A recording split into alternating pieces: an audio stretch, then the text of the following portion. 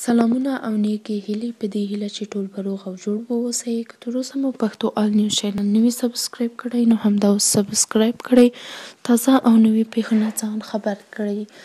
د ګمرکي او ترافیکي سند نه لرونکي موټر د ثبت او قانوني کېدو پروسه پیل شوه. مالیې وزارت بیا د بې اسناده موټر خاوندانو ته خبرداری ورکړې که په خپل موټر تر راتلونکي 2 میاشتو ثبت او قانوني نه کړي نو موټر به یې ضبط شي. د مالیې وزارت سرپرست عبدالهادي ارغندیوال د شنبې په ورځ د یادې پروسې د پرانیز غونډې پر مهال وویل دا پروسه د افغانستان لپاره خورا ارزښت لري او له دې سره په هیواد کې د فساد او غیر قانوني کړنو مخنیوی وشي. نوموړي زیاته کړه د بې اسنادو موټرو خاوندان دوی 2 میاشتې وخت لري څو د خپل موټر د قانوني کېدو پروسه بشپړه او قانوني اسناد ترلاسه کړي.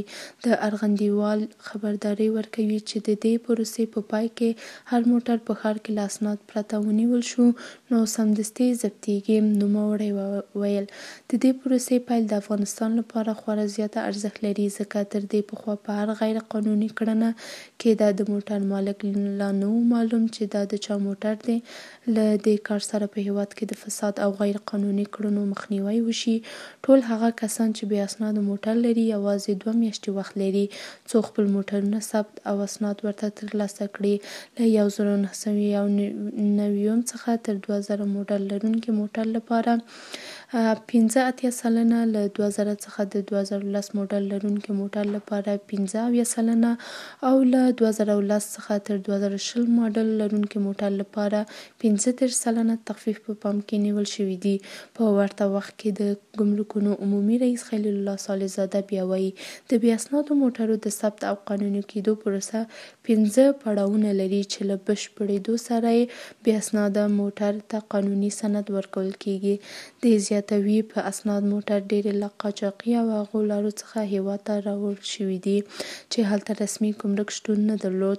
د صالحزاده په خبره دوه د هیواد په ټولو ګمرکونو کې واحد اجرایوي رامنځته کړي څو یاده پروسه له یوې واحد ځای څخه بشپړه شي.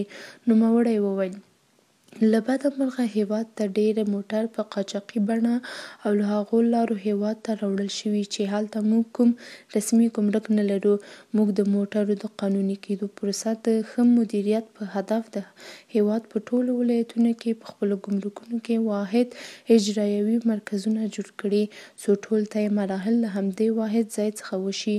او بله مهمه مسله دا ده چې زموږ د مالیې وزارت په همغږۍ پریکړه کړې څو پر موټر تعرفه راکمه کړي. بل خوا د کابل ګمرک رئیس عبدالعدنان فایز بیا وایي د بې اسناده موټر د ثبت او قانوني کېدو پروسه 5 پړاوونه شاوخوا 1 اونۍ وخت نیسي. فایز وویل کومې 5 مرحلې چې د بې اسنادو موټرو د ثبت او قانوني کېدو لپاره په پام کې نیول شوي 7 ورځې دي چې له بشپړېدو سره به د ترافیک له لوري موټر د پلیټونو ورکول شي. له هغې وروسته چې امرالله صالح د څو اونیو لپاره د کابل امنیت ټینګښت مسؤلیت په خپله غاړه واخیست خبرداری ورکړ چې ټول بې اسناده او 1 کیلي لرونکي موټر باید ثبت او قانوني شي. په کابل او نورو ولایتونو کې د ناامنۍ او جنایي جرمونو د زیاتېدو یو مهم لامل هم د بې اسناده موټر شتون په ګوته کېږي. دا و د نننۍ راپور. د نورو ویډیوګانو په تمه اوسئ.